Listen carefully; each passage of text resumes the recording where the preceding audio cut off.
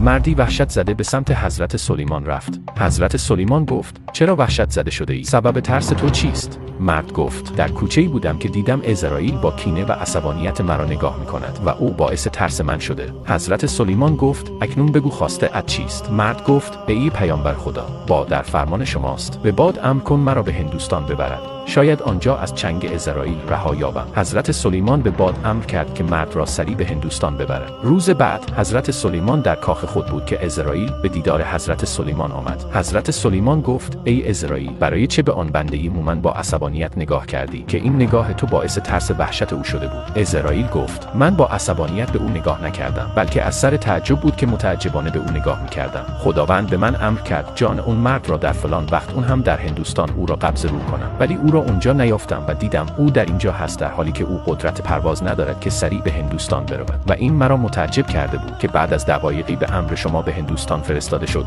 و متوجه حکمت این امر شدم و در نتیجه جان او را در اونجا گرفتم. مرگ چیزی هست که هیچ کس دوست نداره در موردش صحبت یا حتی فکر کنه، ولی این واقعیت وجود داره که شما هر جای این دنیا هم باشید، بالاخره مرگ به سراغ شما میآید. امیدوارم قبل از اینکه مرگ به سراغتان بیاید زنده باشید.